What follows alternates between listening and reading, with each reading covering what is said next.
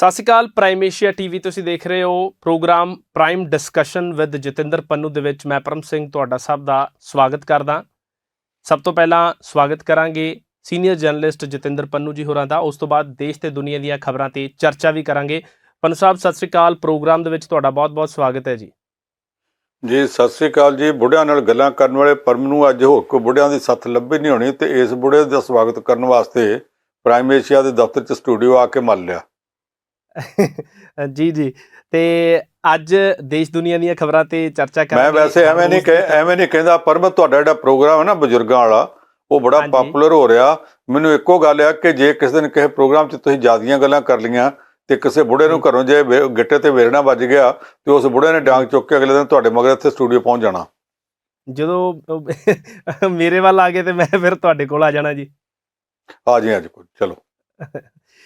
ਸੋ ਅੱਜ ਦੀਆਂ ਖਬਰਾਂ ਤੇ ਚਰਚਾ ਕਰਦੇ ਹਾਂ ਜੀ। ਪੰਨੂ ਸਾਹਿਬ, ਪੰਜਾਬ ਦੇ ਸਾਬਕਾ ਮੁੱਖ ਸਕੱਤਰ ਜਿਹੜੇ ਨੇ ਵੀਕੇ ਜੰਜੂਆ, ਉਹਨਾਂ ਨੂੰ ਕੋਰਟ ਦੇ ਵੱਲੋਂ ਵੱਡਾ ਝਟਕਾ ਮਿਲਿਆ। ਇਹ ਕੀ ਮਸਲਾ? ਦੁਬਾਰਾ ਭ੍ਰਿਸ਼ਟਾਚਾਰ ਦੇ ਮਾਮਲੇ ਤੇ ਦੁਬਾਰਾ ਜਿਹੜਾ ਉਹਨਾਂ ਨੂੰ ਝਟਕਾ ਮਿਲਿਆ।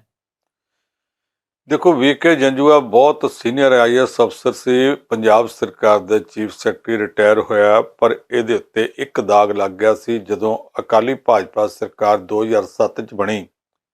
2009 'ਚ ਇਹ ਆਪਣੇ ਦਫ਼ਤਰ ਵਿੱਚ ਭ੍ਰਿਸ਼ਟਾਚਾਰ ਦੇ ਕੇਸ ਵਿੱਚ ਫਸ ਗਿਆ ਸੀ ਜੀ। ਹੁਣ IAS ਅਫਸਰ ਆ, ਆਲ ਇੰਡੀਆ ਸਰਵਿਸ ਹੋਣ ਕਰਕੇ ਇਹਦੇ ਕੇਸ ਦੀ ਮਨਜ਼ੂਰੀ ਕੇਂਦਰ ਸਰਕਾਰ ਤੋਂ ਲੈਣੀ ਪੈਣੀ ਸੀ। ਪਹਿਲਾਂ ਤਾਂ ਪੰਜਾਬ ਸਰਕਾਰ ਇਹਦੀ ਮਨਜ਼ੂਰੀ ਦੇਣ ਨੂੰ ਤਿਆਰ ਨਹੀਂ ਸੀ। ਫਿਰ ਪੰਜਾਬ ਸਰਕਾਰ ਨੇ ਅੱਧੇ ਮਨੋ ਯਾਨੀ ਬੇਮਨਜੇ ਦੇ ਨਾਲ 2010 'ਚ ਮਨਜ਼ੂਰੀ ਦੇ ਦਿੱਤੀ ਤੇ ਲਿਖ ਦਿੱਤਾ ਕਿ ਕੇਂਦਰ ਸਰਕਾਰ ਮਨਜ਼ੂਰੀ ਦਿਓ।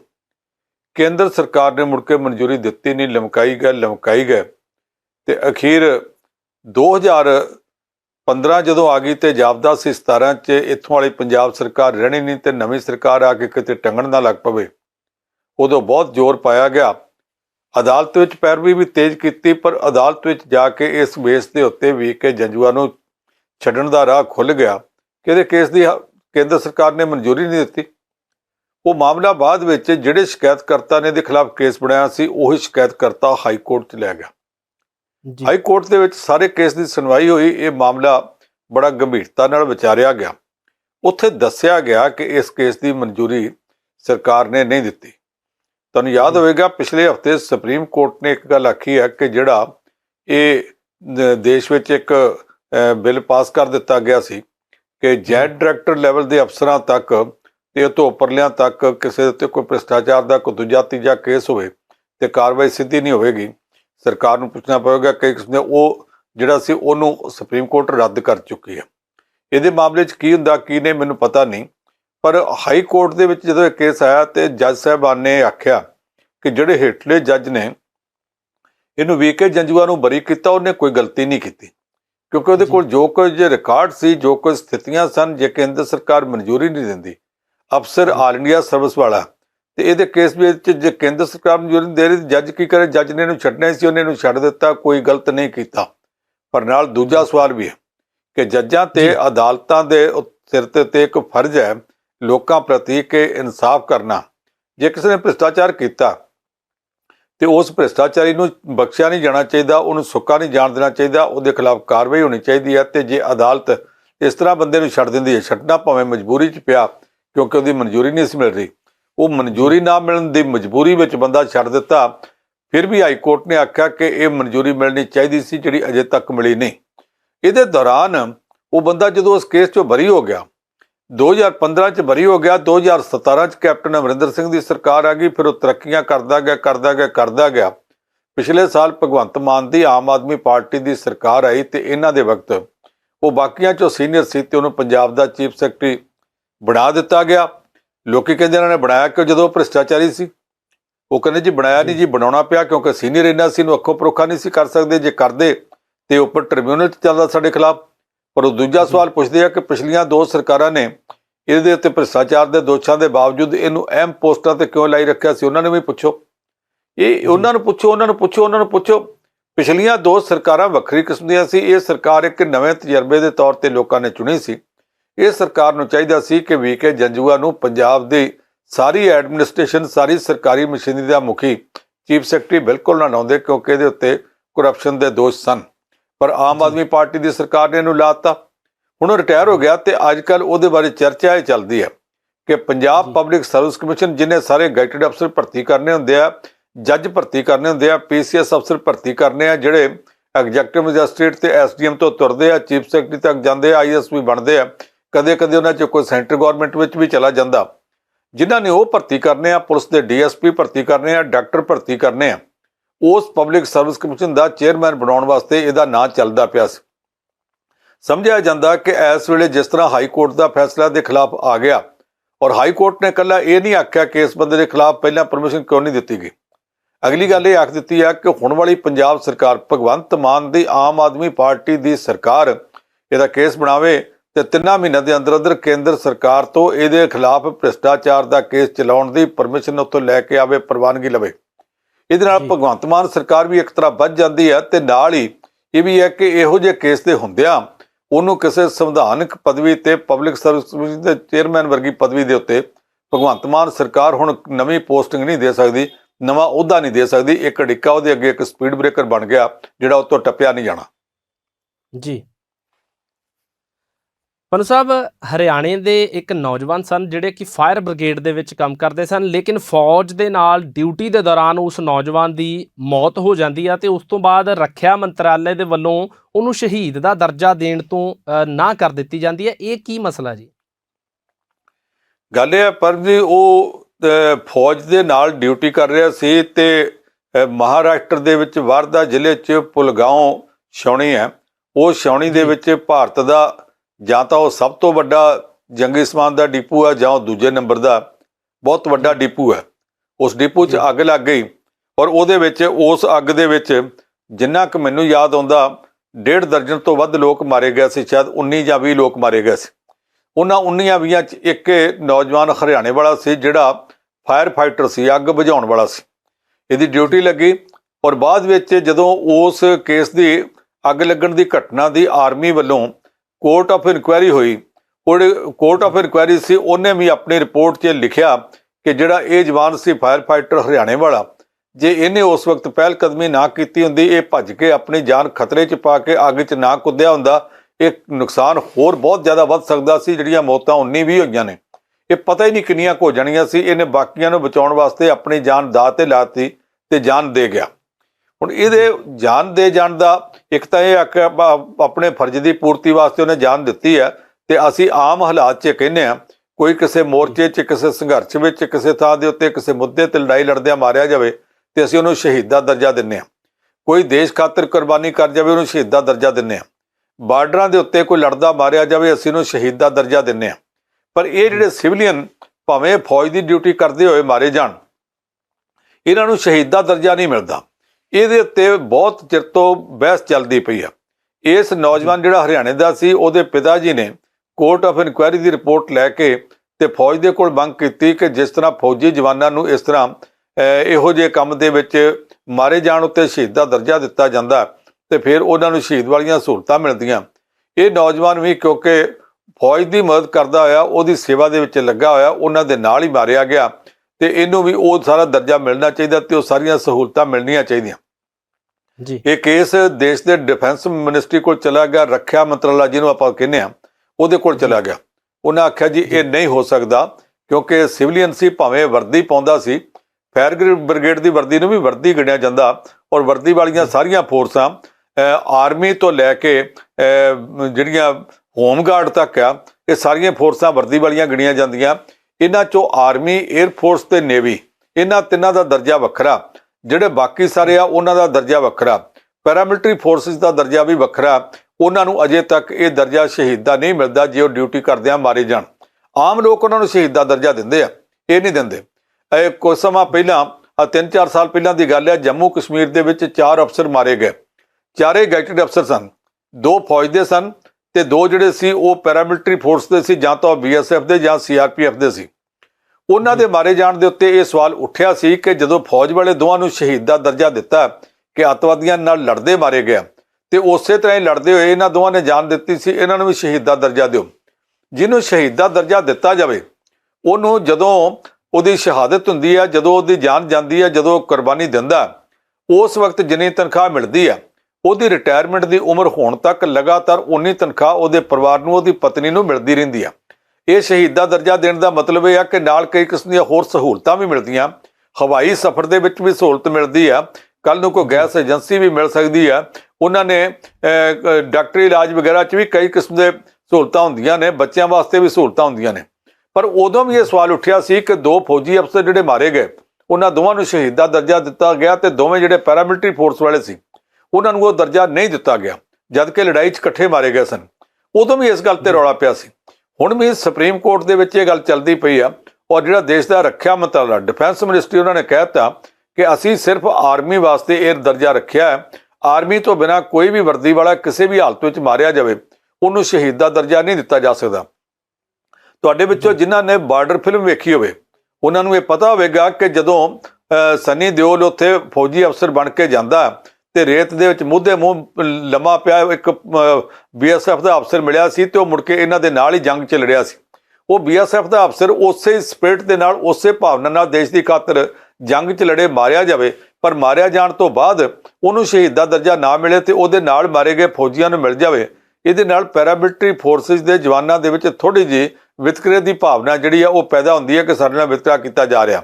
ਮੈਂ ਸਮਝਦਾ ਡਿਫੈਂਸ ਮਿਨਿਸਟਰੀ ਦੇ ਜੋ ਵੀ ਰੂਲਸ ਹੋਣ, ਜਿੱਥੇ ਕਿਤੇ ਕੋਈ ਫੌਜ ਦੇ ਨਾਲ ਡਿਊਟੀ ਕਰਦਿਆਂ ਐਕਸ਼ਨ ਦੌਰਾਨ ਮਾਰਿਆ ਜਾਂਦਾ, ਉਹ ਐਕਸ਼ਨ ਸਿਵਲੀਅਨ ਹੋਵੇ ਭਾਵੇਂ ਅੱਤਵਾਦੀਆਂ ਨਾਲ ਲੜਾਈ ਦਾ ਹੋਵੇ, ਉਹਨੂੰ ਬਰਾਬਰ ਦਾ ਸ਼ਹੀਦਾ ਦਰਜਾ ਦਿੱਤਾ ਜਾਣਾ ਚਾਹੀਦਾ। ਜੇ ਅੱਗੇ ਇਹੋ ਜਿਹਾ ਕੋਈ ਪ੍ਰਬੰਧ ਨਹੀਂ ਤੇ ਨਿਯਮਾਂ ਦੇ ਵਿੱਚ ਇਹ ਬਦਲਾਅ ਕਰਕੇ ਇਹ ਦਿੱਤਾ ਜਾਣਾ ਚਾਹੀਦਾ ਜੀ। ਪੰਨੂ ਸਾਹਿਬ, ਜੇਕਰ ਗੱਲ ਕਰੀਏ ਅਗਲੀ ਖਬਰ ਦੀ ਤਾਂ ਉੱਥੇ ਹੀ ਸ਼ਹੀਦ ਭਗਤ ਸਿੰਘ ਹੁਣਾਂ ਦੇ 92 ਸਾਲਾਂ ਦੇ ਬਾਅਦ ਲਾਹੌਰ ਹਾਈ ਕੋਰਟ ਨੇ ਜਿਹੜੀ ਇੱਕ ਪਟੀਸ਼ਨ ਦਾਇਰ ਕੀਤੀ ਗਈ ਸੀ ਭਗਤ ਸਿੰਘ ਫਾਊਂਡੇਸ਼ਨ ਦੇ ਵੱਲੋਂ, ਉਸ ਕੇਸ ਦੀ ਸੁਣਵਾਈ ਨੂੰ ਲੈ ਕੇ ਲਾਹੌਰ ਹਾਈ ਕੋਰਟ ਨੇ ਦੁਬਾਰਾ ਉਸ ਤੇ ਇਤਰਾਜ਼ ਜਤਾਇਆ। ਇਹ ਮਾਮਲਾ ਕੀ ਹੈ, ਕੀ ਹੈਗਾ ਸਾਰਾ ਮਾਮਲਾ, ਇਹਦੇ ਬਾਰੇ ਜ਼ਰੂਰ ਦੱਸਿਓ। ਪਹਿਲੀ ਗੱਲ ਤਾਂ ਮੈਂ ਇਹ ਦੱਸ ਦਿਆਂ ਕਿ ਲਾਹੌਰ ਦੇ ਵਿੱਚ ਇੱਕ ਸ਼ਹੀਦ ਭਗਤ ਸਿੰਘ ਫਾਊਂਡੇਸ਼ਨ ਬਣੀ ਹੈ, ਜਿਹੜੇ ਲਗਾਤਾਰ ਸ਼ਹੀਦ ਭਗਤ ਸਿੰਘ ਦੇ ਨਾਂ ਦੇ ਉੱਤੇ ਦਿਨ ਵੀ ਮਨਾਉਂਦੀ ਹੈ। 23 ਮਾਰਚ ਨੂੰ ਉਹਨਾਂ ਨੇ ਇਸ ਗੱਲ ਤੇ ਵੀ ਲੜਾਈ ਲੜੀ ਹੈ ਕਿ ਜਿੱਥੇ ਉਹ ਜੇਲ੍ਹ ਹੁੰਦੀ ਸੀ ਲਾਹੌਰ ਦੀ ਤੇ ਜਿੱਥੇ ਫਾਂਸੀ ਦਾ ਤਖਤਾ ਹੁੰਦਾ ਸੀ, ਅੱਜ ਕੱਲ੍ਹ ਉਸੇ ਥਾਂ ਦੇ ਉੱਤੇ ਇੱਕ ਸ਼ਾਦਮਾਨ ਚੌਕ ਬਣਿਆ। ਇਹ ਮੰਗ ਕਰਦੇ ਆ ਕਿ ਉਹਦਾ ਨਾਂ ਸ਼ਹੀਦ ਭਗਤ ਸਿੰਘ ਚੌਕ ਰੱਖਿਆ ਜਾਵੇ। ਇੱਕ ਵਾਰੀ ਸਰਕਾਰ ਨੇ ਮੰਨ ਲਿਆ ਸੀ, ਪਰ ਇਸਲਾਮੀ ਕੱਟੜਪੰਥੀਆਂ ਨੇ ਆ ਕੇ ਉਹ ਫੱਟੀ ਪੁੱਟ ਕੇ ਪਰੇ ਮਾਰੀ। ਉਹ ਕਹਿੰਦੇ ਇਸਲਾਮੀ ਦੇਸ਼ ਦੇ ਵਿੱਚ ਕਿਸੇ ਸਿੱਖ ਦੇ ਨਾਂ ਦੇ ਉੱਤੇ ਚੌਕ ਦਾ ਨਾਂ ਨਹੀਂ ਹੋ ਸਕਦਾ। ਉਦੋਂ ਵੀ ਰੇੜਕਾ ਪਿਆ ਸੀ। ਦੂਜਾ ਮੈਂ ਦੱਸ ਦਿਆਂ ਕਿ ਅੰਗਰੇਜ਼ਾਂ ਦੇ ਵੇਲੇ ਉੱਧਰ ਜ਼ਮੀਨਾਂ ਆਬਾਦ ਕਰਨ ਵਾਸਤੇ ਜਿਹੜੇ ਪੰਜਾਬੀਆਂ ਨੂੰ ਵਸਾਇਆ ਗਿਆ, ਉਹਨਾਂ 'ਚ ਦੁਆਬੇ ਦੇ ਬੰਗਾ ਇਲਾਕੇ ਤੋਂ ਜਿਹੜੇ ਲੋਕ ਗਏ ਸਨ, ਉਹਨਾਂ ਨੇ ਉੱਥੇ ਜਾ ਕੇ ਬੰਗੇ ਪਿੰਡ ਵਸਾਇਆ ਸੀ। ਇੱਥੋਂ ਖਟਕੜ ਕਲਾਂ ਸ਼ਹੀਦ ਭਗਤ ਸਿੰਘ ਦਾ ਪਿੰਡ, ਕਿਉਂਕਿ ਬੰਗੇ ਤੋਂ 3 ਕਿਲੋਮੀਟਰ ਦੂਰ ਆ, ਇਹ ਸਾਰੇ ਲੋਕ ਉਸ ਬੰਗੇ ਪਿੰਡ 'ਚ ਰਹਿੰਦੇ ਸਨ। ਉੱਥੇ ਅਜੇ ਤੱਕ ਸ਼ਹੀਦ ਭਗਤ ਸਿੰਘ ਹੋਰਾਂ ਦਾ ਦਿਨ ਹਰ ਸਾਲ ਮਨਾਇਆ ਜਾਂਦਾ। ਅਸੀਂ ਉਹਨਾਂ ਦੇ ਧੰਨਵਾਦੀ ਹਾਂ ਕਿ ਉਹ ਇਸ ਤਰ੍ਹਾਂ ਦਾ ਮੋਹ ਰੱਖਦੇ ਔਰ ਉਹ ਸ਼ਹੀਦਾਂ ਦੀ ਕਦਰ ਕਰਦੇ ਆ। ਉਹਨਾਂ ਵਿੱਚੋਂ ਜਿਹੜੀ ਸ਼ਹੀਦ ਭਗਤ ਸਿੰਘ ਫਾਊਂਡੇਸ਼ਨ ਆ, ਉਹਨਾਂ ਨੇ ਉੱਥੋਂ ਦੀ ਹਾਈ ਕੋਰਟ 'ਚ ਕੇਸ ਕੀਤਾ ਹੋਇਆ। ਇਸ ਗੱਲ ਤੇ ਕੇਸ ਕੀਤਾ ਕਿ ਇਹ ਸ਼ਹੀਦ ਭਗਤ ਸਿੰਘ ਨਾਲ ਜ਼ਿਆਦਤੀ ਹੋਈ ਸੀ, ਉਹਨੂੰ ਪਹਿਲਾਂ ਉਮਰ ਕੈਦ ਹੋਈ, ਫਿਰ ਦੂਸਰੇ ਕੇਸ ਦੇ ਵਿੱਚ ਫਸਾ ਕੇ, ਜਿਹੜੇ ਕੇਸ ਦੇ ਵਿੱਚ ਕਤਲ ਕੇਸ ਵਿੱਚ ਸ਼ਹੀਦ ਭਗਤ ਸਿੰਘ ਦਾ ਨਾਮ FIR ਵਿੱਚ ਹੈ ਨਹੀਂ ਸੀ, ਉਹਨੂੰ ਬਦੋ-ਬਦੀ ਉਲਝਾ ਕੇ ਤੇ ਫਾਂਸੀ ਦਾ ਹੁਕਮ ਦਿੱਤਾ ਗਿਆ। ਉਹ ਕੇਸ ਦੁਬਾਰਾ ਖੁੱਲ੍ਹਣਾ ਚਾਹੀਦਾ ਤੇ ਭਗਤ ਸਿੰਘ, ਰਾਜਗੁਰੂ ਤੇ ਸੁਖਦੇਵ, ਇਹਨਾਂ ਦੇ ਨਾਲ ਇਸ ਗੱਲ ਦਾ ਇਨਸਾਫ ਹੋਣਾ ਚਾਹੀਦਾ। ਉਹਨਾਂ ਨੂੰ ਫਾਂਸੀ ਦੇ ਕੇ ਉਸ ਵਕਤ ਅੰਗਰੇਜ਼ਾਂ ਦੀ ਸਰਕਾਰ ਨੇ ਇੱਕ ਜ਼ਿਆਦਤੀ ਕੀਤੀ ਸੀ, ਜਿਹੜੀ ਜ਼ਿਆਦਤੀ ਦੂਰ ਕੀਤੀ ਜਾਣੀ ਚਾਹੀਦੀ ਆ। ਉਹ ਮੁਕੱਦਮਾ ਅੱਜ ਜੇ ਸੋਧ ਦਿੱਤਾ ਜਾਵੇ ਤੇ ਭਗਤ ਸਿੰਘ ਹੋਰਾਂ ਨੂੰ ਵਾਪਸ ਨਹੀਂ ਲਿਆਂਦਾ ਜਾ ਸਕਦਾ, ਰਾਜਗੁਰੂ ਤੇ ਸੁਖਦੇਵ ਨੂੰ ਵਾਪਸ ਨਹੀਂ ਲਿਆਂਦਾ ਜਾ ਸਕਦਾ। ਸਾਡੇ ਉਹ ਹੀਰੋ ਜਿਹੜੇ ਨੇ ਉਹ ਤਾਂ ਚਲੇ ਗਏ ਸੋ ਚਲੇ ਗਏ। ਇਹਦੇ ਨਾਲ ਜਿਹੜੇ ਉਸ ਵਕਤ ਦੇ ਜੱਜਾਂ ਨੇ ਗਲਤ ਕੰਮ ਕੀਤਾ ਸੀ, ਉਹਨਾਂ ਨੂੰ ਵੀ ਸਜ਼ਾ ਨਹੀਂ ਦਿੱਤੀ ਜਾ ਸਕਦੀ। ਜਿਹੜੇ ਪੁਲਿਸ ਅਫਸਰਾਂ ਨੇ ਕੰਮ ਕੀਤਾ ਸੀ, ਉਹਨਾਂ ਨੂੰ ਵੀ ਕੋਈ ਸਜ਼ਾ ਨਹੀਂ ਦਿੱਤੀ ਜਾ ਸਕਦੀ। ਜਿਹੜੇ ਗਵਾਹਾਂ ਨੇ ਗਵਾਹੀਆਂ ਦਿੱਤੀਆਂ ਸਨ ਝੂਠੀਆਂ ਸੱਚੀਆਂ, ਉਹਨਾਂ ਦੇ ਖਿਲਾਫ ਵੀ ਕਿਸੇ ਕਿਸਮ ਦੀ ਕੋਈ ਕਾਰਵਾਈ ਨਹੀਂ ਕੀਤੀ ਜਾ ਸਕਦੀ। ਇਹ ਸਾਰਾ ਕੁਝ ਆਪਣੀ ਥਾਂ ਤੇ ਪਾਸੇ ਰਹਿ ਜਾਂਦਾ। ਇਹਦੇ ਤੋਂ ਅਗਲੀ ਗੱਲ ਇਹ ਆ ਕਿ ਸ਼ਹੀਦ ਭਗਤ ਸਿੰਘ ਫਾਊਂਡੇਸ਼ਨ ਇਸ ਗੱਲ ਤੇ ਲੜਦੀ ਪਈ ਆ ਕਿ ਉਸ ਵਕਤ ਦੀ ਅਦਾਲਤ ਜਿਹੜੀ ਸੀ, ਅੰਗਰੇਜ਼ਾਂ ਦੇ ਇੰਨੀ ਦਬਾਅ ਥੱਲੇ ਸੀ ਕਿ ਉਹਨੇ ਠੀਕ ਤਰ੍ਹਾਂ ਕਾਰਵਾਈ ਨਹੀਂ ਕੀਤੀ। ਸ਼ਹੀਦ ਭਗਤ ਸਿੰਘ ਹੋਰਾਂ ਨਾਲ ਬੇਇਨਸਾਫੀ ਹੋਈ। ਇਹਨਾਂ ਨੂੰ ਬਦੋ-ਬਦੀ ਜਿਵੇਂ ਉਹਨਾਂ ਦੀ ਨੀਤੀ ਬਣ ਗਈ ਸੀ ਕਿ ਆਪਾਂ ਇਹਨਾਂ ਨੂੰ ਫਾਂਸੀ ਦੇਣਾ ਤੇ ਦੇ ਹੀ ਦੇਣਾ, ਲਗਾਤਾਰ ਇਸ ਢੰਗ ਨਾਲ ਮੁਕੱਦਮਾ ਚਲਾਇਆ ਗਿਆ ਕਿ ਉਹਨਾਂ ਨੂੰ ਇਨਸਾਫ ਨਾ ਮਿਲ ਸਕੇ। ਹੋਰ ਤਾਂ ਹੋਰ ਜਿਹੜਾ ਟ੍ਰਿਬਿਊਨਲ ਸੀ, ਉਹਨੇ ਜਿਹੜੇ ਉਸ ਕੇਸ ਦੀ ਸੁਣਵਾਈ ਦੌਰਾਨ ਗਵਾਹ ਪੇਸ਼ ਹੋਏ ਸਨ, ਉਹਨਾਂ ਗਵਾਹਾਂ ਦੇ ਨਾਲ ਬਹਿਸ ਕਰਨ ਦੀ ਆਗਿਆ ਵੀ ਨਹੀਂ ਸੀ ਦਿੱਤੀ ਤਾਂ ਕਿ ਭਗਤ ਸਿੰਘ ਹੋਰਾਂ ਦੇ ਪੱਖ ਵਿੱਚ ਕਿਸੇ ਕਿਸਮ ਦਾ ਕੋਈ ਨੁਕਤਾ ਨਿਕਲ ਨਾ ਆਉਂਦਾ ਹੋਵੇ। ਉਹ ਸਾਰਾ ਹੀ ਮੁਕੱਦਮਾ ਇੱਕ ਕਿਸਮ ਦੀ ਜ਼ਿਆਦਤੀਆਂ ਦੀ ਦਾਸਤਾਨ ਸੀ, ਜਿਹਦੇ ਸਵਾਲ ਦੇ ਉੱਤੇ ਇਸ ਵੇਲੇ ਪਾਕਿਸਤਾਨ ਦੀ ਸ਼ਹੀਦ ਭਗਤ ਸਿੰਘ ਫਾਊਂਡੇਸ਼ਨ ਲੜਦੀ ਪਈ ਆ। ਇਹ ਕੇਸ ਸਾਡੇ ਵਾਲਿਆਂ ਨੂੰ ਵੀ ਲੜਨਾ ਚਾਹੀਦਾ, ਪਰ ਉਹ ਮਾਮਲਾ ਕਿਉਂਕਿ ਲਾਹੌਰ ਦਾ ਸੀ, ਫਾਂਸੀ ਲਾਹੌਰ 'ਚ ਲੱਗੀ, ਜੇ ਕੇਸ ਚੱਲਿਆ ਸੀ ਉਹ ਵੀ ਲਾਹੌਰ ਵਿੱਚ ਚੱਲਿਆ ਸੀ। ਇਸ ਕਰਕੇ ਬਹੁਤਾ ਕਰਕੇ ਇਹ ਕੇਸ ਅਜੇ ਤੱਕ ਲਾਹੌਰ ਦੀਆਂ ਹੱਦਾਂ ਤੱਕ ਸੀਮਤ ਹੈ। ਵੈਸੇ ਲਾਹੌਰ ਦੀਆਂ ਹੱਦਾਂ ਤੱਕ ਸੀਮਤ ਨਹੀਂ ਰਹਿਣਾ ਚਾਹੀਦਾ। ਇਹ ਕੇਸ ਸਾਡੇ ਭਾਰਤ ਦੀ ਸੁਪਰੀਮ ਕੋਰਟ ਜਾਂ ਹਾਈ ਕੋਰਟ ਵਿੱਚ ਵੀ ਜਾ ਸਕਦਾ ਕਿ ਉਸ ਵਕਤ ਸਾਂਝਾ ਭਾਰਤ ਸੀਗਾ, ਜਿਹਦੇ ਵਿੱਚੋਂ ਪੰਜਾਬ ਦੀ ਹਾਈ ਕੋਰਟ ਸੀ ਜਿਹੜੀ ਲਾਹੌਰ ਹਾਈ ਕੋਰਟ ਸੀ, ਉਹ ਕਿਉਂਕਿ ਪੰਜਾਬ ਅੱਧਾ ਉੱਧਰ ਰਹਿ ਗਿਆ ਤੇ ਅੱਧਾ ਪੰਜਾਬ ਇੱਧਰ ਸਾਡੇ ਭਾਰਤ ਵਿੱਚ ਆ ਗਿਆ। ਜਿਹੜਾ ਅੱਧਾ ਪੰਜਾਬ ਇੱਧਰ ਆ ਗਿਆ, ਇਹਦੀ ਜਿਹੜੀ ਸਾਂਝੀ ਹਾਈ ਕੋਰਟ ਸੀ ਹਰਿਆਣਾ ਬਣਨ ਨਾਲ ਬਾਅਦ 'ਚ ਪੰਜਾਬ ਹਾਈ ਕੋਰਟ ਨਾ ਰਹਿ ਗਈ, ਪੰਜਾਬ ਤੇ ਹਰਿਆਣਾ ਹਾਈ ਕੋਰਟ ਬਣ ਚੁੱਕੀ ਹੈ। ਪਰ ਉਹ ਬਣ ਜਾਣ ਤੋਂ ਬਾਅਦ ਵੀ ਉਸ ਕੇਸ ਨੂੰ ਇੱਥੇ ਖੋਲ੍ਹਿਆ ਜਾ ਸਕਦਾ। ਜੇ ਖੁੱਲ੍ਹਣਾ ਹੋਵੇ ਤੇ ਕੱਲ੍ਹ ਨੂੰ ਕੋਈ ਜਥੇਬੰਦੀ ਇੱਥੇ ਵੀ ਇਹ ਮੁੱਦਾ ਚੁੱਕ ਸਕਦੀ ਆ, ਜਾਂ ਦੇਸ਼ ਦੀ ਸੁਪਰੀਮ ਕੋਰਟ ਤੱਕ ਵੀ ਇਹ ਮੁੱਦਾ ਜਾ ਸਕਦਾ। ਮੈਂ ਸਮਝਦਾ ਕਿ ਉਸ ਵਕਤ ਅੰਗਰੇਜ਼ਾਂ ਦਾ ਦਬਦਬਾ ਸੀ, ਉਹ ਜੋ ਮਰਜ਼ੀ ਕਰਦੇ ਸੀ। ਜਿਹੜੇ ਜਲਿਆਂਵਾਲੇ ਬਾਗ 'ਚ ਇੱਕੋ ਵਾਰੀ ਗੋਲੀ ਚਲਾ ਕੇ 1000-1200 ਬੰਦਿਆਂ ਨੂੰ ਬਿਨਾਂ ਕਿਸੇ ਕਾਰਨ ਮਾਰ ਸਕਦੇ ਸੀ, ਉਹਨਾਂ ਨੇ ਭਗਤ ਸਿੰਘ ਹੋਰਾਂ ਨਾਲ ਵੀ ਬੇਇਨਸਾਫੀ ਕੀਤੀ, ਮੁਕੱਦਮਾ ਵੀ ਠੀਕ ਤਰ੍ਹਾਂ ਨਹੀਂ ਲੜਿਆ ਔਰ ਬਦੋ-ਬਦੀ ਫਾਂਸੀ ਲਾਇਆ ਗਿਆ। ਉਹਦੇ ਉੱਤੇ ਮੁੜ ਵਿਚਾਰ ਤੇ ਹੋਣੀ ਚਾਹੀਦੀ ਹੈ। ਸ਼ਹੀਦ ਭਗਤ ਸਿੰਘ ਫਾਊਂਡੇਸ਼ਨ ਲਾਹੌਰ ਜੇ ਇਹ ਕੰਮ ਕਰਦੀ ਪਈ ਹੈ, ਮੈਂ ਉਹਨਾਂ ਦੀ ਦਾਤ ਦਿੰਦਾ। ਮੈਂ ਉਹਨਾਂ ਨੂੰ ਦਿਲੋਂ ਕਹਿਣਾ ਕਿ ਤੁਸੀਂ ਕਾਮਯਾਬ ਉਹ ਲੜਾਈ ਲੜਦੇ ਪਏ ਹੋ, ਸ਼ਾਬਾਸ਼, ਲੜਦੇ ਰਹੋ, ਹੌਸਲਾ ਨਾ ਹਾਰਿਓ ਜੀ। ਪੰਨੂ ਸਾਹਿਬ, ਅਗਲੀ ਖਬਰ ਤੇ ਚਰਚਾ ਕਰਦੇ ਹਾਂ। ਇਹਨਾਂ ਦਿਨਾਂ ਦੇ ਵਿੱਚ ਸਨਾਤਨ ਧਰਮ ਦੇ ਮੁੱਦੇ ਤੇ ਜਿਹੜਾ ਮਾਹੌਲ ਬਹੁਤ ਹੀ ਜ਼ਿਆਦਾ ਸਰਗਰਮ ਹੈ, ਲੇਕਿਨ ਉਧਰ ਮਦਰਾਸ ਕੋਰਟ ਦੇ ਵੱਲੋਂ ਇਹ ਗੱਲ ਆਖੀ ਗਈ ਹੈ ਕਿ ਬੋਲਣ ਦਾ ਹੱਕ ਹਰ ਕਿਸੇ ਨੂੰ ਹੈ, ਪਰ ਨਫ਼ਰਤ ਜਿਹੜੀ ਆ ਉਹ ਨਾ ਫੈਲਾਈ ਜਾਵੇ। ਇਸ ਮਾਮਲੇ ਨੂੰ ਤੁਸੀਂ ਕਿਵੇਂ ਦੇਖਦੇ ਹੋ? ਦੇਖੋ, ਜਿਹੜੇ ਹਿੰਦੂ ਧਰਮ ਦੇ ਲੋਕ ਨੇ ਉਹਨਾਂ ਵਿੱਚੋਂ ਬਹੁਤਿਆਂ ਨੂੰ ਤੇ ਇਹ ਨਹੀਂ ਪਤਾ ਕਿ ਹਿੰਦੂ ਧਰਮ ਤੇ ਹੈਗਾ ਸੀ, ਸਨਾਤਨ ਕੀ ਹੁੰਦਾ। ਉਹ ਵਿਚਾਰੇ ਤਾਂ ਬਸ ਇਹ ਸਮਝਦੇ ਆ ਕਿ ਹਿੰਦੂ ਵੀ ਉਹ ਆ, ਸਨਾਤਨ ਵੀ ਉਹ ਆ, ਧਰਮ ਦਾ ਮਤਲਬ ਧਰਮ ਹੈ। ਤੋਂ ਵੱਧ ਉਹਨਾਂ ਨੂੰ ਪਤਾ ਹੀ ਕੋਈ ਨਹੀਂ, ਉਹ ਇਸ ਵੰਡ ਵਿਹਾਰ 'ਚ ਪੈਂਦੇ ਕੋਈ ਨਹੀਂ। ਇੱਕ ਮੁੱਦਾ ਉੱਠਿਆ ਇਸ ਕਰਕੇ ਆ ਕਿ ਤਾਮਿਲਨਾਡੂ ਦੇ ਮੁੱਖ ਮੰਤਰੀ M.K. ਸਟਾਲਿਨ ਦੇ ਪੁੱਤਰ ਨੇ ਇਹ ਕਹਿ ਦਿੱਤਾ ਕਿ ਜਿਹੜਾ ਸਨਾਤਨ ਹੈ ਉਹਦੇ ਵਿੱਚ ਦਲਿਤਾਂ ਨਾਲ ਜਾਤੀਆਂ ਹੁੰਦੀਆਂ। ਅੱਗੋਂ ਉਹਨੇ ਜਿਹੜੇ ਲਫ਼ਜ਼ ਉਹਨੇ ਵਰਤੇ ਜਾਂ ਨਹੀਂ ਵਰਤੇ, ਮੀਡੀਆ ਜਿਹੜੇ ਆਏ ਆ ਉਹ ਲਫ਼ਜ਼ ਮੈਂ ਨਹੀਂ ਵਰਤਣੇ ਚਾਹੁੰਦਾ। ਮੈਂ ਸਮਝਦਾ ਕਿ ਉਹ ਲਫ਼ਜ਼ ਇੱਥੋਂ ਤੱਕ ਮੀਡੀਆ 'ਚ ਨਾ ਆਉਂਦੇ ਤੇ ਚੰਗਾ ਸੀ। ਉਹਦੇ ਉੱਤੇ ਬਾਅਦ ਵਿੱਚ ਬਹਿਸ ਚੱਲ ਪਈ। ਇਹਨਾਂ ਨੇ ਕੇਂਦਰ ਵਿੱਚੋਂ ਭਾਜਪਾ ਲੀਡਰਸ਼ਿਪ ਨੇ ਔਰ ਉਹਨਾਂ ਬਾਕੀ ਭਾਜਪਾ ਨੂੰ ਛੱਡੋ, ਬਾਅਦ ਵਿੱਚ ਖੁਦ ਪ੍ਰਧਾਨ ਮੰਤਰੀ ਨੇ ਸਿੱਧਾ ਅਟੈਕ ਕਰਤਾ ਕਿ ਤਾਮਿਲਨਾਡੂ ਦਾ ਮੁੱਖ ਮੰਤਰੀ M.K. ਸਟਾਲਿਨ ਜਿਹੜਾ ਉਹਦੇ ਪੁੱਤਰ ਇਕੱਲੇ ਨੇ ਨਹੀਂ ਆਖਿਆ, ਇਹ ਅਸਲ ਵਿੱਚ ਸਾਡੇ ਖਿਲਾਫ ਜਿਹੜਾ ਬਣਿਆ ਇੰਡੀਆ ਗੱਠਜੋੜ ਆ। ਇਹ ਸਾਰੀ ਉਹਨਾਂ ਦੀ ਨੀਤੀ ਆ ਕਿ ਭਾਰਤ ਵਿੱਚੋਂ ਸਨਾਤਨ ਧਰਮ ਖਤਮ ਕੀਤਾ ਜਾਵੇ। ਨਰਿੰਦਰ ਮੋਦੀ ਸਾਹਿਬ ਤਾਂ ਉਸ ਗੱਠਜੋੜ ਨੂੰ ਇੰਡੀਆ ਗੱਠਜੋੜ ਵੀ ਨਹੀਂ ਕਹਿੰਦੇ, ਉਹਨੂੰ ਘਮੰਡੀਆ ਗੱਠਜੋੜ ਕਹਿੰਦੇ ਆ। ਘਮੰਡ ਕਿਹਨੂੰ ਜ਼ਿਆਦਾ, ਕਾਂਗਰਸ ਵਾਲਿਆਂ ਨੂੰ, ਵਿਰੋਧੀ ਧਿਰ ਨੂੰ, ਜਾਂ ਰਾਜ ਕੇਂਦਰ ਵਿੱਚ ਕਰਦੀ ਪਾਰਟੀ ਨੂੰ? ਇਹ ਤੇ ਲੋਕਾਂ ਨੂੰ ਵੱਧ ਪਤਾ, ਮੈਂ ਉਹਦੇ ਵਿੱਚ ਨਹੀਂ ਜਾਣਾ ਚਾਹੁੰਦਾ। ਪਰ ਉਹਨਾਂ ਨੇ ਕਹਿ ਦਿੱਤਾ ਕਿ ਘਮੰਡੀਆ ਗੱਠਜੋੜ ਜਿਹੜਾ ਦੇਸ਼ ਦੇ ਵਿੱਚੋਂ ਸਨਾਤਨ ਧਰਮ ਨੂੰ ਖਤਮ ਕਰਨਾ ਚਾਹੁੰਦਾ ਤੇ ਅਸੀਂ ਇਹਦੇ ਖਿਲਾਫ ਲੜਾਂਗੇ। ਪ੍ਰਧਾਨ ਮੰਤਰੀ ਸਾਹਿਬ ਨੇ ਅੱਗੇ ਕਰਨਾਟਕਾ 'ਚ ਬਜਰੰਗਬਲੀ ਦਾ ਵੀ ਮੁੱਦਾ ਚੁੱਕਿਆ ਸੀ, ਉਹਦੇ ਵਿੱਚੋਂ ਕਿੰਨਾ ਕੁ ਫਾਇਦਾ ਹੈ ਉਹਨਾਂ ਨੂੰ ਵੀ ਪਤਾ ਤੇ ਦੇਸ਼ ਦੀ ਜਨਤਾ ਵੀ ਜਾਣਦੀ ਹੈ। ਹੁਣ ਉਹਨਾਂ ਨੇ ਇਹ ਸਨਾਤਨ ਧਰਮ ਦਾ ਮੁੱਦਾ ਚੁੱਕ ਲਿਆ। ਉਧਰ ਦੂਸਰਾ ਪਾਸਾ ਇਹ ਆ ਕਿ ਜਦੋਂ M.K. ਸਟਾਲਿਨ ਦੇ ਪੁੱਤਰ ਨੇ ਸਨਾਤਨ ਦਾ ਮੁੱਦਾ ਚੁੱਕਿਆ ਤੇ ਨਾਲ ਇਹ ਆਖਿਆ ਕਿ ਸਨਾਤਨ ਦੀਆਂ ਰੋਹ ਰੀਤਾਂ ਰਵਾਇਤਾਂ ਦੇ ਮੁਤਾਬਕ ਹਿੰਦੂ ਧਰਮ ਦੇ ਵਿੱਚ ਜਿਹੜੇ ਦਲਿਤ ਹਿੰਦੂ ਆ ਉਹਨਾਂ ਨਾਲ ਬਹੁਤ ਜ਼ਿਆਦਤੀਆਂ ਹੁੰਦੀਆਂ, ਥਾਂ ਤੇ ਉਹਨਾਂ ਨਾਲ ਜ਼ਿਆਦਤੀ ਕੀਤੀ ਜਾਂਦੀ ਆ। ਉਸ ਮੁੱਦੇ ਨੇ ਇੰਨੀ ਕਾਟ ਕੀਤੀ ਕਿ ਉਹ ਗੱਲ ਘਰ ਘਰ ਤੱਕ ਪਹੁੰਚ ਗਈ ਆ ਤੇ ਘਰ ਘਰ ਪਹੁੰਚਣ ਤੋਂ ਬਾਅਦ ਉਹਦਾ ਅਸਰ ਮਹਿਸੂਸ ਕਰਕੇ RSS ਦੇ ਮੁਖੀ ਮੋਹਨ ਭਾਗਵਤ ਨੂੰ ਵੀ ਬੋਲਣਾ ਪਿਆ ਕਿ ਦਲਿਤਾਂ ਦੇ ਨਾਲ ਕਿਸੇ ਕਿਸਮ ਦੀ ਛੂਤ-ਛਾਤ ਨਹੀਂ ਹੋਣੀ ਚਾਹੀਦੀ। ਅੱਜ ਤੱਕ ਤੇ RSS ਦਾ ਕੋਈ ਲੀਡਰ ਬੋਲਿਆ ਨਹੀਂ ਸੀ, ਹੁਣ ਉਹਨੂੰ ਵੀ ਬੋਲਣਾ ਪੈ ਗਿਆ। ਇਸ ਵੇਲੇ ਕਾਂਗਰਸ ਪਾਰਟੀ ਤੇ ਬਾਕੀ ਪਾਰਟੀਆਂ ਇੱਥੇ ਪਹੁੰਚੀਆਂ ਪਈਆਂ ਨੇ ਕਿ ਜੇ ਇਸ ਮੁੱਦੇ ਨੂੰ ਸਨਾਤਨ ਵਾਲੇ ਨੂੰ ਮੋਦੀ ਸਾਹਿਬ ਮੁੱਖ ਮੁੱਦਾ ਬਣਾਉਣ ਚੋਣਾਂ ਦਾ, ਤੇ ਫਿਰ ਅਸੀਂ ਵੀ ਬਣ ਦਿਆਂਗੇ ਇਹਦੇ ਉੱਤੇ, ਦਲਿਤਾਂ ਨੂੰ ਦੱਸਾਂਗੇ ਕਿ ਤੁਹਾਡੇ ਨਾਲ ਕੀ ਕੁਝ ਕੀਤਾ ਜਾ ਰਿਹਾ।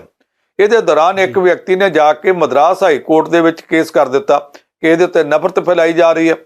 ਹੁਣ ਮਦਰਾਸ ਹਾਈ ਕੋਰਟ ਅਸਲ ਵਿੱਚ ਤਾਮਿਲਨਾਡੂ ਦੀ ਰਾਜਧਾਨੀ ਚੇਨਈ ਜਿਹੜੀ ਆ, ਇਹ ਅੱਜ ਤੋਂ 30 ਸਾਲ ਪਹਿਲਾਂ ਤੱਕ ਇਹਦਾ ਨਾਮ ਮਦਰਾਸ ਹੁੰਦਾ ਸੀ, ਉਦੋਂ ਬਦਲ ਕੇ ਬਾਅਦ ਵਿੱਚ ਇਹਨੂੰ ਚੇਨਈ ਕੀਤਾ ਗਿਆ। ਉਹੋ ਹੀ ਆ, ਅਜੇ ਤੱਕ ਰਾਜਧਾਨੀ ਚੇਨਈ ਹੋ ਗਈ ਆ। ਯੂਨੀਵਰਸਿਟੀ ਮਦਰਾਸ ਹੈ, ਸਟੇਸ਼ਨ ਮਦਰਾਸ ਹੈ, ਹਾਈ ਕੋਰਟ ਮਦਰਾਸ ਹੈ। ਉਹ ਮਦਰਾਸ ਹਾਈ ਕੋਰਟ ਜਿਹੜੀ ਤਾਮਿਲਨਾਡੂ ਦੀ ਆ, ਉੱਥੇ ਜਦੋਂ ਕੇਸ ਪੇਸ਼ ਹੋਇਆ ਉਸ ਮਾਮਲੇ 'ਚ ਪਹਿਲਾਂ ਇੱਕ ਵਾਰੀ ਆਖਿਆ ਗਿਆ ਸੀ ਕਿ ਵੱਡੇ ਬੈਂਚ ਨੂੰ ਦੇ ਦਿਓ। ਫਿਰ ਹੁਣ ਜਿਹੜੇ ਜੱਜ ਸਾਹਿਬ ਸੁਣਵਾਈ ਕਰਦੇ ਪਏ ਆ, ਉਹਨਾਂ ਨੇ ਕੱਲ ਗੱਲ ਕੋਈ ਮਾੜੀ ਨਹੀਂ ਆਖੀ। ਉਹਨਾਂ ਇਹ ਆਖਿਆ ਜਿਹਨੇ ਤੇ ਗੱਲ ਕਰਨੀ ਕਰੋ, ਵਿਚਾਰਾਂ ਦੇ ਪ੍ਰਗਟਾਵੇ ਦੀ ਆਜ਼ਾਦੀ ਹੈ, ਪਰ ਸਨਾਤਨ ਧਰਮ ਦਾ ਭਾਰਤ ਦੇ ਸਮਾਜ ਵਿੱਚ ਇੱਕ ਖਾਸ ਥਾਂ ਹੈ, ਉਹਦੇ ਬਾਰੇ ਕੋਈ ਇਸ ਤਰ੍ਹਾਂ ਦੀਆਂ ਗੱਲਾਂ ਨਾ ਕਰੋ ਜਿਹਦੇ ਨਾਲ ਨਫ਼ਰਤ ਫੈਲਦੀ ਹੋਵੇ। ਵਿਚਾਰਾਂ ਦੇ ਪ੍ਰਗਟਾਵੇ ਦੀ ਆਜ਼ਾਦੀ ਦੇ ਉੱਤੇ ਅਸੀਂ ਕਿਸੇ ਕਿਸਮ ਦੀ ਕੋਈ ਰੋਕ ਨਹੀਂ ਲਾਉਣਾ ਚਾਹੁੰਦੇ, ਪਰ ਇਹਦੇ ਨਾਲ ਇਸ ਗੱਲ ਦਾ ਖਿਆਲ ਰੱਖਣਾ ਪਵੇਗਾ ਕਿ ਦੇਸ਼ ਦੇ ਲੋਕਾਂ ਨੇ ਭਾਈਚਾਰਕ ਸਾਂਝ ਦੇ ਆਸਰੇ ਵਸਣਾ, ਆਪ ਵਸਦੇ ਰਹਿਣਾ ਤੇ ਬਾਕੀਆਂ ਨੂੰ ਵਸਣ ਦੇਣਾ। ਸਾਡੇ ਦੇਸ਼ ਦੀ ਨੀਤੀ ਹੈ ਜੀਓ ਤੇ ਜਿਉਣ ਦਿਓ। ਜਿੱਥੇ ਜੀਓ ਤੇ ਜਿਉਣ ਦਿਓ ਦੀ ਨੀਤੀ ਹੋਵੇ, ਉੱਥੇ ਇਸ ਸਨਾਤਨ ਦੇ ਮੁੱਦੇ ਨੂੰ ਲੈ ਕੇ ਜਿਹਨੇ ਕਿਸੇ ਨੇ ਬੋਲਣਾ ਜੋ ਮਰਜ਼ੀ ਬੋਲੀ ਜਾਵੇ, ਪਰ ਇਸ ਗੱਲ ਦਾ ਖਿਆਲ ਰੱਖੇ ਕਿ ਦੇਸ਼ ਵਿੱਚ ਨਫ਼ਰਤ ਫੈਲਾਉਣ ਵਾਲੀ ਕੋਈ ਗੱਲ ਕਿਸੇ ਨੂੰ ਨਹੀਂ ਕਰਨੀ ਚਾਹੀਦੀ। ਜੀ ਪੰਨੂ ਸਾਹਿਬ, ਕੋਵਿਡ ਦੇ ਦੌਰਾਨ ਜਿਨ੍ਹਾਂ ਬੱਚਿਆਂ ਦੇ ਮਾਤਾ-ਪਿਤਾ ਦੀ ਮੌਤ ਹੋ ਜਾਂਦੀ ਆ, ਉਸ ਤੋਂ ਬਾਅਦ ਸੁਪਰੀਮ ਕੋਰਟ ਨੇ ਸਰਕਾਰ ਨੂੰ ਇਹ ਗੱਲ ਆਖੀ ਹੈ ਵੀ ਜਿਨ੍ਹਾਂ ਬੱਚਿਆਂ ਦੇ ਮਾਤਾ-ਪਿਤਾ ਦੀ ਕੋਵਿਡ ਦੇ ਦੌਰਾਨ ਮੌਤ ਹੋਈ ਹੈ, ਉਹਨਾਂ ਬੱਚਿਆਂ ਦੀ ਸਰਕਾਰ ਨੂੰ ਮਦਦ ਕਰਨੀ ਚਾਹੀਦੀ ਹੈ। ਇਹ ਮਾਮਲੇ ਨੂੰ ਤੁਸੀਂ ਕਿਸ ਤਰੀਕੇ ਨਾਲ ਦੇਖਦੇ ਹੋ? ਦੇਖੋ, ਕੋਵਿਡ ਦੇ ਦਿਨਾਂ ਵਿੱਚ ਬਹੁਤ ਅਨਰਥ ਹੋਇਆ। ਇੱਕ ਦੁਨੀਆ ਪੱਧਰ ਦੀ ਮਹਾਮਾਰੀ ਸੀ ਜਿਹਦੇ ਵਿੱਚ ਕਰੋੜਾਂ ਲੋਕ ਮਾਰੇ ਗਏ। ਸਾਡੇ ਭਾਰਤ ਵਿੱਚ ਵੀ 6-7 ਲੱਖ ਮੌਤਾਂ ਤਾਂ ਸਰਕਾਰ ਮੰਨਦੀ ਹੈ, ਪਰ ਬਾਹਰ ਜਿਹੜੇ ਅੰਕੜੇ ਆ ਉਹ ਇਹ ਤੋਂ ਕਈ ਗੁਣਾ ਵੱਧ ਜਾਂਦੇ ਆ। ਰਿਪੋਰਟਾਂ ਆਉਂਦੀਆਂ ਰਹੀਆਂ ਨੇ ਕਿ ਜਿਹੜੇ ਮਰਨ ਵਾਲੇ ਆ ਆਪੋ ਆਪਣੇ ਰਾਜ ਦੇ ਵਿੱਚ ਮੌਤਾਂ ਦੀ ਗਿਣਤੀ ਘਟਾਉਣ ਵਾਸਤੇ ਉਹਨਾਂ ਨੂੰ ਕਿਸੇ ਨੂੰ ਟਾਈਫਾਈਡ ਨਾਲ ਮਰਿਆ, ਕਿਸੇ ਨੂੰ ਬੁਖਾਰ ਨਾਲ ਮਰਿਆ, ਕਿਸੇ ਨੂੰ ਹੈਜੇ ਨਾਲ ਮਰਿਆ ਦੱਸਿਆ ਜਾਂਦਾ ਸੀ। ਗੰਗਾ ਦੇ ਤੇ ਜਮਨਾ ਦੇ ਕੰਢਿਆਂ ਤੇ ਲਾਸ਼ਾਂ ਦੇ ਢੇਰ ਲੱਗੇ ਉਦੋਂ ਦਿਸਦੇ ਸੀ, ਜਿਨ੍ਹਾਂ ਨੂੰ ਪੱਤਰਕਾਰ ਜਾ ਕੇ ਫੋਟੋ ਲੈਂਦੇ ਸੀ ਤੇ ਪੁਲਿਸ ਜਾ ਕੇ ਰੇਤ ਨਾਲ ਦੱਬ ਦਿੰਦੀ, ਕੁੱਤੇ ਫੇਰ ਕੱਢ ਕੇ ਖਾਣ ਲੱਗ ਪੈਂਦੇ ਸੀ। ਇਹ ਹਾਲਤ ਉਦੋਂ ਲੋਕਾਂ ਦੀ ਅਸੀਂ ਹੁੰਦੀ ਵੇਖੀ ਆ। ਉਹ ਸਾਰੇ ਕੁਝ ਨੂੰ ਵੇਖਦਿਆਂ ਸਾਨੂੰ ਪਤਾ ਕਿ ਬਹੁਤ ਸਾਰੇ ਬੱਚੇ ਸੀ ਜਿਹਦੇ ਮਾਂ ਜਾਂ ਬਾਪ ਨਹੀਂ, ਮਾਂ-ਬਾਪ ਦੋਵੇਂ ਹੀ ਮਰ ਗਏ। ਉਹਨਾਂ ਦੇ ਬਾਰੇ 'ਚ ਹੁਣ ਸਮੱਸਿਆ ਇਹ ਹੈ ਕਿ ਜਿਹੜੇ ਤੇ ਹਸਪਤਾਲ 'ਚੋਂ ਸਰਟੀਫਿਕੇਟ ਮਿਲ ਗਿਆ ਕਿ ਉਹਨਾਂ ਦੇ ਮਾਂ-ਬਾਪ ਕੋਵਿਡ ਦੇ ਨਾਲ ਮਰੇ ਆ, ਉਹਨਾਂ ਨੂੰ ਸਰਕਾਰ ਮਦਦ ਦੇ ਰਹੀ ਹੈ। ਜਿਨ੍ਹਾਂ ਦੇ ਬਾਰੇ ਇਹ ਸਰਟੀਫਿਕੇਟ ਨਹੀਂ ਮਿਲਿਆ ਕਿ ਕੋਵਿਡ ਨਾਲ ਮਰੇ ਆ, ਮੈਂ ਤੁਹਾਨੂੰ ਪਹਿਲਾਂ ਦੱਸਦਾ ਕਿ ਸਰਕਾਰਾਂ ਮੌਤਾਂ ਦੀ ਗਿਣਤੀ ਘਟਾਉਣ ਵਾਸਤੇ ਕੋਵਿਡ ਨਾਲ ਮਰਿਆ ਹੋਇਆਂ ਨੂੰ ਵੀ ਟਾਈਫਾਈਡ ਤੇ ਹੋਰ ਬਿਮਾਰੀਆਂ ਨਾਲ ਮਰੇ ਦੱਸਦੀਆਂ ਰਹੀਆਂ ਨੇ। ਜਿਨ੍ਹਾਂ ਦੇ ਬਾਰੇ 'ਚ ਕੋਵਿਡ ਦਾ ਸਰਟੀਫਿਕੇਟ ਜਾਰੀ ਨਹੀਂ ਹੋਇਆ, ਹਾਲਾਂਕਿ ਉਹ ਪੀਪੀ ਕਿਟ ਪਾ ਕੇ ਉਹਨਾਂ ਦਾ ਸੰਸਕਾਰ ਕੀਤਾ ਜਾਂਦਾ ਸੀ। ਕਿਉਂਕਿ ਕੋਵਿਡ ਦਾ ਸਰਟੀਫਿਕੇਟ ਜਾਰੀ ਨਹੀਂ ਹੋਇਆ, ਉਹਨਾਂ ਦੇ ਬੱਚਿਆਂ ਨੂੰ ਉਹ ਸਹੂਲਤਾਂ ਨਹੀਂ ਮਿਲਦੀਆਂ ਜਿਹੜੀਆਂ ਕੋਵਿਡ ਤੋਂ ਪੀੜਤ, ਕੋਵਿਡ ਦੇ ਨਾਲ ਮਾਰੇ ਗਏ ਮਾਂ-ਬਾਪ ਵਾਲੇ ਬੱਚਿਆਂ ਨੂੰ ਮਿਲਦੀਆਂ ਪਈਆਂ। ਇਹ ਕੇਸ ਦੇਸ਼ ਦੀ ਸੁਪਰੀਮ ਕੋਰਟ ਚਲਾ ਗਿਆ ਸੀ। ਕੱਲ ਸੁਪਰੀਮ ਕੋਰਟ ਨੇ ਇਸ ਕੇਸ ਦੀ ਵਿਚਾਰ ਕਰਨ ਤੋਂ ਬਾਅਦ ਭਾਰਤ ਸਰਕਾਰ ਨੂੰ ਇਹ ਆਖਿਆ, ਇੱਕ ਲਫ਼ਜ਼ ਉਹਨਾਂ ਵਰਤਿਆ, ਯਤੀਮ ਤਾਂ ਯਤੀਮ ਹੈ, ਜਿਹੜਾ ਅਨਾਥ ਹੈ ਉਹ ਤਾਂ ਅਨਾਥ ਹੈ। ਉਹਨੂੰ ਇਸ ਗੱਲ ਦਾ ਫਰਕ ਨਹੀਂ ਪੈਂਦਾ ਕਿ ਉਹਦੇ ਮਾਂ-ਬਾਪ ਕਿੱਦਾਂ ਮਾਰੇ ਗਏ, ਉਹਨੇ ਜਿਉਂਦਾ ਰਹਿਣਾ, ਔਰ ਜਿਉਂਦਾ ਰਹਿਣਾ ਦੇਸ਼ ਦੀ ਡਿਊਟੀ ਹੈ। ਉਹ ਦੇਸ਼ ਦੇ ਨਾਗਰਿਕ ਨੇ, ਦੇਸ਼ ਦੀ ਸਰਕਾਰ ਦੀ ਡਿਊਟੀ ਹੈ। ਇਸ ਕਰਕੇ ਪ੍ਰਬੰਧ ਕੀਤਾ ਜਾਵੇ ਕਿ ਜਿਹੜੇ ਬੱਚੇ ਉਸ ਦੌਰ 'ਚ ਅਨਾਥ ਹੋ ਗਏ, ਯਤੀਮ ਹੋ ਗਏ, ਜਿਨ੍ਹਾਂ ਦੇ ਮਾਂ-ਬਾਪ ਕੋਵਿਡ ਨਾਲ ਜਾਂ ਕਿਸੇ ਵੀ ਹੋਰ ਕਾਰਨ ਉਸ ਦੌਰ 'ਚ ਮਾਰੇ ਗਏ, ਉਹਨਾਂ ਸਾਰੇ ਬੱਚਿਆਂ ਦੇ ਬਾਰੇ ਸਰਕਾਰ ਕੋਈ ਪ੍ਰਬੰਧ ਕਰੇ ਤਾਂ ਕਿ ਉਹ ਜਿਉਂਦੇ ਰਹਿ ਸਕਣ ਤੇ ਕੁਝ ਭਵਿੱਖ ਬਾਰੇ ਵੀ ਥੋੜ੍ਹਾ ਜਿਹਾ ਅੱਗੇ ਸੋਚ ਸਕਣ। ਗੱਲ ਇਹ ਹੈ, ਸੁਪਰੀਮ ਕੋਰਟ ਨੇ ਜੋ ਫੈਸਲਾ ਕੀਤਾ ਉਹ ਬਹੁਤ ਚੰਗਾ, ਅਮਲ ਕਰੇਗੀ ਸਰਕਾਰ ਤੇ ਪਤਾ ਫੇਰ ਲੱਗੇਗਾ। ਜੀ ਪੰਨੂ ਸਾਹਿਬ, ਪ੍ਰੋਗਰਾਮ ਦੇ ਵਿੱਚ ਜੁੜਨ ਦੇ ਲਈ ਤੁਹਾਡਾ ਬਹੁਤ-ਬਹੁਤ ਸ਼ੁਕਰੀਆ। ਤੁਸੀਂ ਹਰ ਮਿਹਰਬਾਨੀ ਅੱਜ ਦੇ ਵੀ ਇਸ ਪ੍ਰੋਗਰਾਮ 'ਚ ਸ਼ਿਰਕਤ ਕੀਤੀ ਜੀ, ਬਹੁਤ ਤੁਹਾਡਾ ਧੰਨਵਾਦ ਜੀ। ਸ਼ੁਕਰੀਆ ਜੀ। ਸੋ ਅੱਜ ਦੇ ਪ੍ਰੋਗਰਾਮ ਪ੍ਰਾਈਮ ਡਿਸਕਸ਼ਨ ਦੇ ਵਿੱਚ ਇੰਨਾ ਹੀ। ਕੱਲ ਫੇਰ ਤੋਂ ਮਿਲਾਂਗੇ, ਦੇਸ਼ ਦੁਨੀਆ ਦੀਆਂ ਖਬਰਾਂ ਦੇ ਉੱਤੇ ਚਰਚਾ ਕਰਾਂਗੇ ਸੀਨੀਅਰ ਪੱਤਰਕਾਰ ਜਤਿੰਦਰ ਪੰਨੂ ਜੀ ਹੋਰਾਂ ਦੇ ਨਾਲ। ਮੈਨੂੰ ਪਰਮ ਨੂੰ ਦਿਓ ਇਜਾਜ਼ਤ। ਦੇਖਦੇ ਰਹੋ ਪ੍ਰਾਈਮ ਏਸ਼ੀਆ ਟੀਵੀ, ਤੁਹਾਡਾ ਆਪਣਾ, ਤੁਹਾਡੇ ਲਈ। ਸਤਿ ਸ੍ਰੀ ਅਕਾਲ।